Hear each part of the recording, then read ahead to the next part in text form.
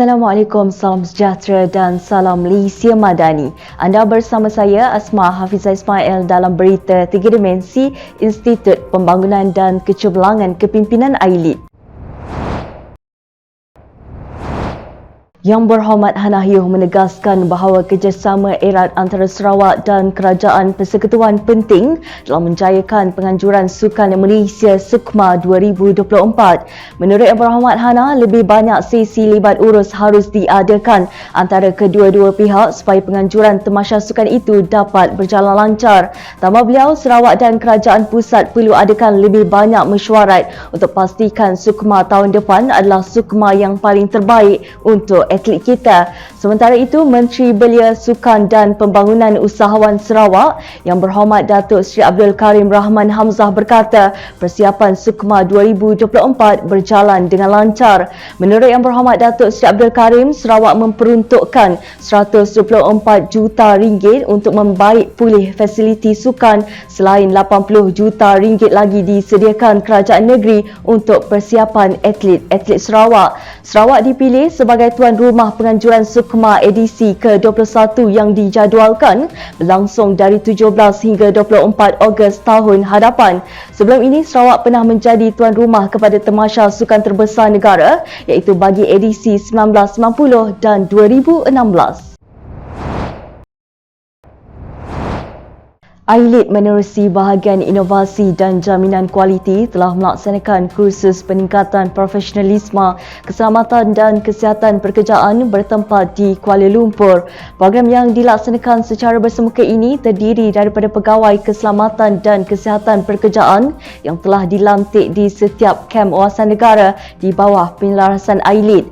Menurut Yang Berusaha Encik Faizal Ikram Ibni Yanin, pengarah bahagian inovasi dan jaminan kualiti, program ini merupakan medium kepada pegawai dan kaki tangan kem untuk diberikan latihan dan meningkatkan kompetensi berkaitan aspek keselamatan dan kesihatan pekerjaan di tempat kerja. Terhadir bersama-sama di dalam kursus ini ialah wakil daripada Institut Keselamatan dan Kesihatan Pekerjaan Kebangsaan NIOSH bagi berkongsi ilmu dan maklumat serta memberi penerangan kepada para peserta berkaitan keselamatan dan kesihatan pekerjaan berpandukan kepada akta-akta yang sedang berkuat kuasa. Semoga dengan adanya informasi dan maklumat keselamatan dan kesihatan pekerjaan ini akan dapat menjadikan kem-kem di bawah AILID lebih teratur dan selamat dalam penjagaan dan penggunaannya.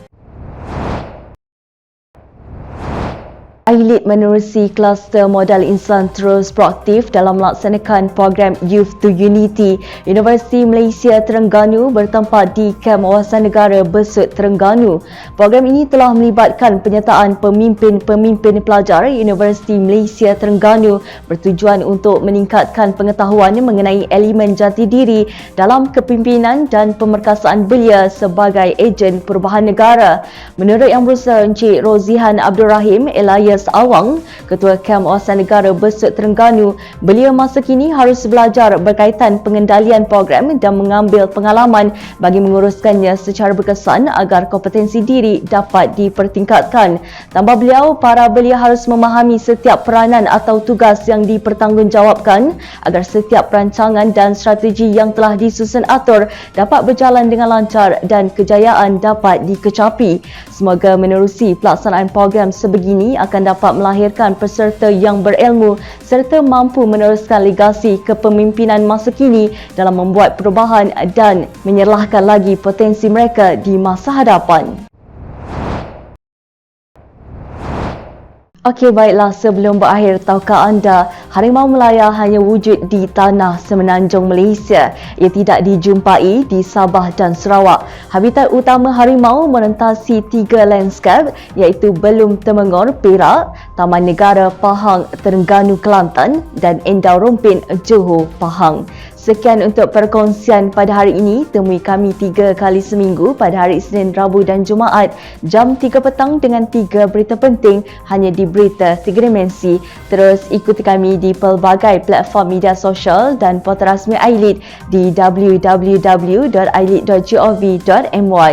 Saya Asma Hafizah Ismail. Assalamualaikum dan salam Malaysia Madani.